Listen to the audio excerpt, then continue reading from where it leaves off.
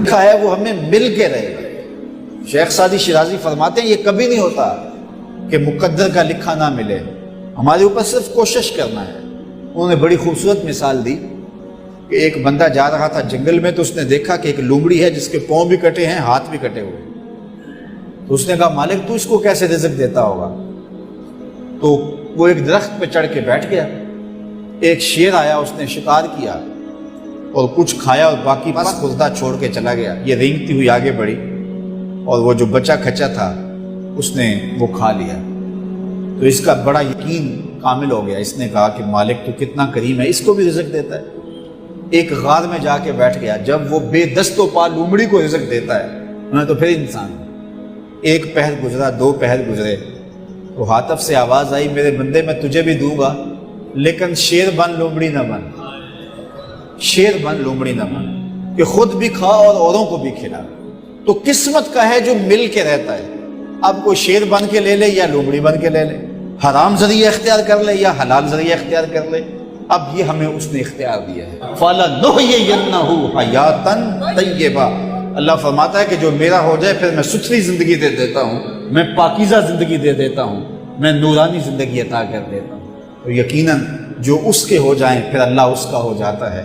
فَلَنُحْيِيَنَّهُ حَيَاتًا طَيِّبَةً کا روپ چڑھتا ہے ان کے چہرے کے اوپر، زندہ ہوتے ہیں تو خوبصورت زندگی گزارتے ہیں، اور جب اس دنیا سے جاتے ہیں تو پھر بھی خوبصورت زندگی گزارتے ہیں۔ اللہ تعالی ہمیں ایسا کر دے کہ مرنے کے بعد بھی ہمارے چہرے پہ رسول اللہ کے انوار کا عکس نمایاں ہو، اور دنیا کی زندگی میں رہیں تو ہم طمانیت کی زندگی، سکھ اور چین کی زندگی گزاریں۔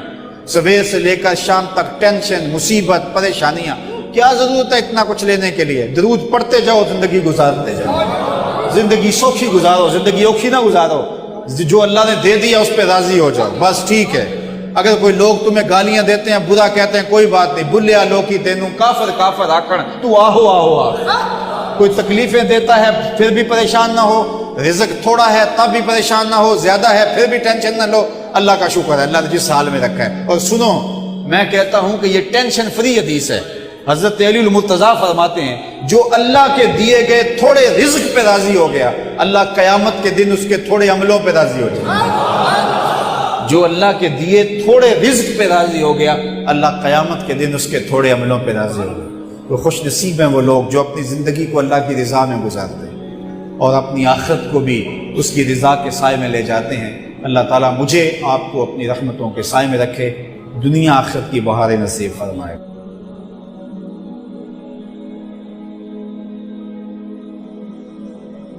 اگر آپ چاہیں کہ ہمارا رزق بابرکت ہو، کشادہ ہو، وسیع ہو، حلال ہو، طیب ہو، طاہر ہو، ہمیں سکون دینے والا ہو، طمانیت بخش ہو، اور اس سے ہمارا حساب بھی نہ ہو، تو مجھے اگر آپ پوچھیں گے تو میں آپ کے سامنے سورہ آراف کی یہ آیت رکھوں گا کہ اللہ تعالیٰ ارشاد فرماتا ہے اگر بستی کے لوگ ایمان لاتے اور تقوی اختیار کرتے تو ہم آسمان اور زمین سے ان پر برکتوں کا نزول فرماتے۔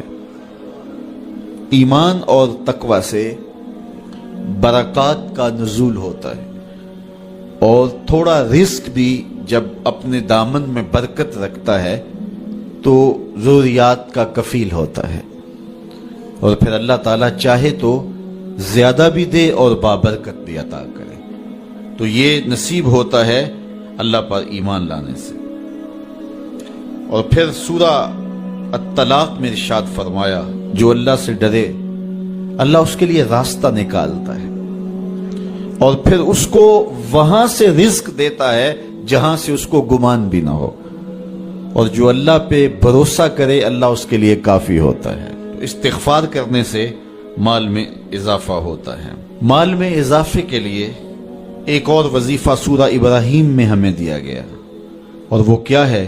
لَإِن شَكَرْتُمْ لَأَزِيدَنَّكُمْ، اگر تم شکر کرنے کی عادت ڈال لو گے اللہ فرماتا ہے ہم اور زیادہ بڑھا دیں گے۔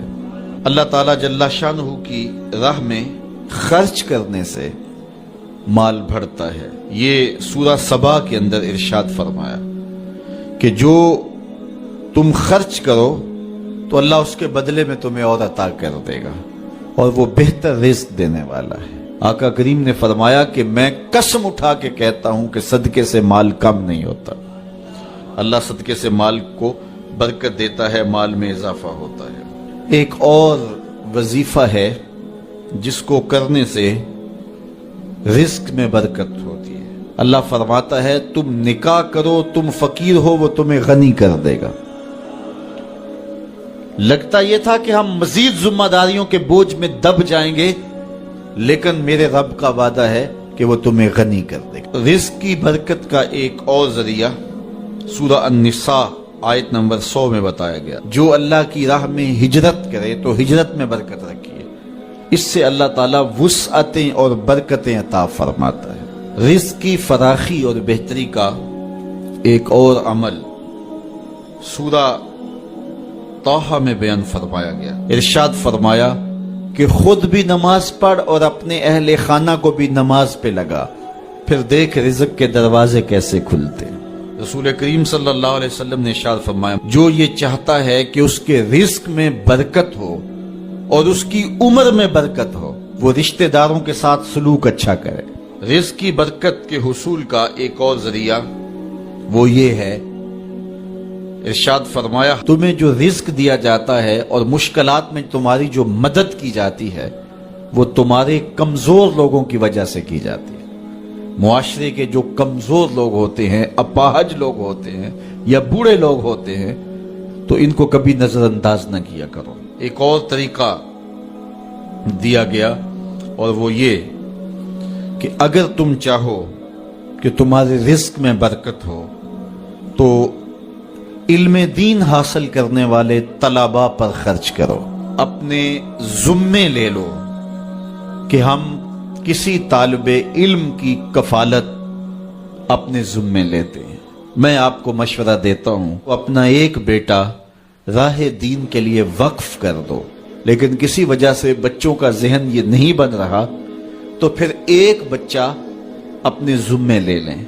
वो अगर पढ़ गया तो उसकी बरकतें सदका जारिया के तौर पे भी तुम्हें नसीब होंगी और हो सकता है कि उसके सदके से अल्लाह ताला आपके रिज़्क में बरकतें अता फरमा दे। तो जो तलबा पे खर्च करता है अल्लाह उसकी बहुत मदद करता है। एक रिवायत में आता है जिसने किसी दीन के खादिम तालिब इल्म की मदद की टूटे हुए कलम के साथ या कागज के एक टुकड़े के ही साथ, वो ऐसा है जिस तरह अल्लाह के घर काबे की 70 बार तामीर की है।